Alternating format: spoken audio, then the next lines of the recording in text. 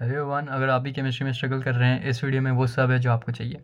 मैं इस वीडियो में एग्जैक्टली बताने वाला हूँ मैंने कैसे 90 आउट ऑफ 100 स्कोर किया अपने केमिस्ट्री के एग्ज़ाम्स में, और आप भी इन सारी चीज़ों को सिमिलरली फॉलो करके मे बी 90 या 90 से भी ज़्यादा स्कोर कर सकते हैं। तो चलो स्टार्ट करते हैं बिना किसी बुलशिट के। तो देखो यार, सबसे पहले ये समझो केमिस्ट्री का जो एग्ज़ाम है वो 28 फेब को है, जिसमें अभी 33 डेज़ लेफ्ट हैं, और ये बहुत ज़्यादा टाइम होता है कम से कम केमिस्ट्री जैसे सब्जेक्ट में स्कोर करने के लिए। अब मेरा जो केमिस्ट्री का पेपर था वो फिज़िक्स के बाद था, तो मैं बताता हूँ मैंने क्या डिफरेंस नोटिस किया केमिस्ट्री के पेपर में। पेपर का जो लेवल होता है वो कंपैरेटिवली बहुत ही ज़्यादा इजी होता है, और पैटर्न जो होता है वो बहुत रिपीटेटिव होता है। इसका मतलब ये हुआ कि ये सारी चीज़ें इन पेपर को ईजी टू स्कोर बनाती है, जिसमें हम लो एफर्ट में हाई रिजल्ट लेके निकाल सकते हैं। तो इस केमिस्ट्री की पूरी स्ट्रैटेजी को मैंने डिवाइड किया है 3 पार्ट में। फर्स्ट पार्ट जिसमें मैं फिजिकल केमिस्ट्री की बात करूँगा, सेकेंड पार्ट जिसमें मैं ऑर्गेनिक केमिस्ट्री की बात करूँगा, एंड थर्ड पार्ट जिसमें मैं इनऑर्गेनिक केमिस्ट्री की बात करूँगा। अब इन टिप्स और स्ट्रैटेजीज़ को मैंने 2 सब कैटेगरीज में डिवाइड किया है। पहली सब कैटेगरी उनके लिए जिनके थ्योरी और चैप्टर्स थोड़े क्लियर हैं, जिन्हें थोड़ा बहुत आता है। दूसरी कैटेगरी उनके लिए जिनका पूरा डब्बा गोल है। तो टेंशन लेने की कोई बात नहीं है, सब सॉर्टेड है। सबसे पहले तो ये देखो यार, ये पार्ट 1 है जिसमें हम फिजिकल केमिस्ट्री की बात करने वाले हैं। तो सबसे पहले देखो, फिजिकल केमिस्ट्री में सिर्फ 3 ही चैप्टर हैं: सॉल्यूशन, इलेक्ट्रोकेमिस्ट्री और केमिकल काइनेटिक्स। सॉल्यूशन 7 मार्क्स का आता है, इलेक्ट्रोकेमिस्ट्री 9 मार्क्स और केमिकल काइनेटिक्स 7 मार्क्स। ये टोटल मिला के इसे बनाते हैं 23 मार्क्स के, और ये जो 23 मार्क्स है ये इजी टू स्कोर है अगर आप इन टिप्स को फॉलो करें। तो देखो मेरे भाई, अगर आप पहली कैटेगरी में आते हो जिन्हें थोड़ा बहुत आता है, आपने चैप्टर्स पहले पढ़ रखे हैं और फॉर्मूले भी आपके टिप में हैं। देखो यार, सबसे पहली टिप मेरी तुम्हें ये रहेगी, फिजिकल केमिस्ट्री के लिए तो एटलीस्ट बहुत चिल रहो, क्योंकि पेपर जो है वो 60 to 70% रिपीटेटिव होता है। तुम PYQ से काम निकाल सकते हो, ठीक है। दूसरी टिप मेरी ये है कि फिजिकल केमिस्ट्री जो है वो थोड़ी फिजिक्स की जैसी है। फॉर्मूलाज इसमें मस्ट है। तो मेरी एक बहुत इंपॉर्टेंट एडवाइस ये रहेगी कि अपने पास एक फॉर्मूला शीट ज़रूर रखना। जब भी इन तीनों में से किसी भी चैप्टर के तुम क्वेश्चन करने जाओ, मेक श्योर तुम उस फॉर्मूला शीट से एक बार गो थ्रू कर रहे हो, क्योंकि वो बहुत हेल्पफुल होगा। और इन चैप्टर्स में से किसी का भी रिवीजन करने से पहले एक बार याद रखना कि तुम्हें सारे फॉर्मूलाज आते हैं, क्योंकि आधे से 99% चीज़ें उत्ते से हो जाती है। इतनी आसान होती है फिजिकल केमिस्ट्री। टिप 3 ये है कि अगर तुमने चैप्टर्स पहले से पढ़ रखे हैं और तुम्हारे पास इतना ज़्यादा टाइम है, तो यार अब तुम ग्राफ और सेल्फ असेसमेंट पेपर से जा सकते हो, क्योंकि ये वो एक एक्स्ट्रा वाली चीज़ है जो तुम्हें थोड़ा एक्स्ट्रा ऑर्डिनरी बना देते हैं कि पेपर वाले दिन अगर कुछ अलग हट के भी आता है तो तुम्हें उससे प्रॉब्लम नहीं होगी, क्योंकि तुमने जितना पहले पढ़ रखा है वही काफ़ी है।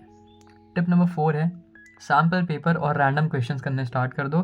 प्लस मेरी मोस्ट इंपॉर्टेंट टिप, अपनी वीकनेस ज़रूर ध्यान में रखना और उस पर काम ज़रूर करना। ये एंड मोमेंट पे बहुत काम आता है।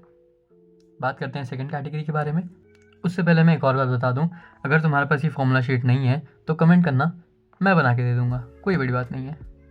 तो उससे तुम्हारा टाइम भी बचेगा और तुम्हारी कुछ हेल्प भी हो जाएगी। पहली टिप मेरी ये है कि अगर तुमने चैप्टर्स नहीं पढ़ रखे हैं, भाई टाइम है, शांति से 1 शॉट से पढ़ लो। 3 दिन में 3 चैप्टर आराम से हो जाएंगे। बाकी सब्जेक्ट भी हैं, physics, math, bio, whatever stuff is, लेकिन अगर हो सके तो मैक्स टू मैक्स 6 दिन में हो जाएंगे। बहुत ही ईजी है फिजिकल केमिस्ट्री के ये 3 चैप्टर्स निपटाना। 1 शॉट से निपटा लो, उसके बाद फॉर्मूला शीट बना लो, 100% काम आएगा। फॉर्मूला शीट तुम्हारे लिए सबसे इंपॉर्टेंट रहने वाली है इस पूरे टिप्स में। अगर तुम्हारे पास नहीं बन पा रही है, बता दो, मैं बना दूंगा। मैं बना के PDF भी प्रोवाइड कर दूंगा, उसमें कोई बड़ी बात नहीं है। तुम बस उससे एक बार गो थ्रू कर लेना, उसको अपने दिमाग में बिठा लेना, कि ताकि जब तुम एग्ज़ाम में जाके बैठो तुम्हें कोई दिक्कत ना आए, और एक चीट शीट की तरह जो भी वो फॉर्मूलेज रहें वो तुम्हारे दिमाग में रहें, और जैसे ही तुम क्वेश्चन देखो तुम्हें क्लिक करे तुम उसे बना पाओ। तीसरी टिप मेरी ये है, ये सब करने के बाद PYQ पे शिफ्ट हो जाना, क्योंकि पेपर कंपैरेटिवली इजी तो आता ही है, फिजिक्स से रिपीटेटिव पैटर्न का भी होता है, तो PYQs बहुत हेल्प करेंगे। जो रिपीटेटिव क्वेश्चंस होते हैं वो भी कर लेना, फिजिकल केमिस्ट्री बहुत ईजीली निकल जाएगी। चौथी टिप मेरी ये है, अपने इंपॉर्टेंट क्वेश्चन जो तुम कर रहे होगे उनसे गो थ्रू करते रहना, क्योंकि आखिरी में जब हम कोई चैप्टर्स पढ़ते हैं और जब हम कोई चैप्टर स्टार्टिंग से पढ़ते आते हैं, उनमें बहुत डिफरेंस होता है, क्योंकि लास्ट में चीज़ें दिमाग से उड़ने का ख्याल ज़्यादा रहता है, जबकि स्टार्टिंग से जब हम बार पढ़ते हैं तो वो चीज़ें दिमाग में बैठ चुकी होती है। इसलिए एक बार गो थ्रू करते रहना। दोनों कैटेगरी वालों के लिए मेरे पास एक प्रो टिप है कि जब आप पहली कैटेगरी वाले लोग जब अपना रिवीजन करेंगे और दूसरी कैटेगरी वाले लोग जब पढ़ेंगे, आप ये सीक्वेंस फॉलो कर सकते हैं कि आप सॉल्यूशंस करें, फिर उसके बाद आप केमिकल काइनेटिक्स करें, उसके बाद आप इलेक्ट्रोकेमिस्ट्री पे जाएं, क्योंकि इलेक्ट्रोकेमिस्ट्री जो होती है वो रिलेटिवली थोड़ी सी टफ होती है। टफ नहीं होती है, लेकिन उसके क्वेश्चंस और न्यूमेरिकल थोड़े ट्रिकी होते हैं, थोड़े लंबे होते हैं, थोड़े घुमाऊ होते हैं, थोड़े प्रॉब्लमेटिक होते हैं, तो वो बच्चों को टफ लग सकते हैं, मेरे भाइयों को टफ लग सकते हैं। इसलिए इलेक्ट्रोकेमिस्ट्री थोड़ा लास्ट में करोगे तो कॉन्फिडेंस बिल्ड करने में हेल्प करता है, and confidence is everything end moment पे। तो मुझे लगता है कि this was everything which was required physical chemistry में अच्छा करने के लिए। अगर तुम्हें फॉर्मूले शीट चाहिए तीनों चैप्टर्स के, कमेंट करना, मैं तीनों पे अलग अलग वीडियो बना दूंगा, एक्सप्लेन भी कर दूंगा, पीडीएफ भी प्रोवाइड कर दूंगा, वीडियो में भी डाल दूंगा, स्क्रीनशॉट ले लेना भाई, जो मांगोगे वो दे दूंगा। मिलता हूँ मैं तुमसे इसके सेकंड पार्ट में, जिसमें मैं ऑर्गेनिक केमिस्ट्री के बारे में बात करूँगा।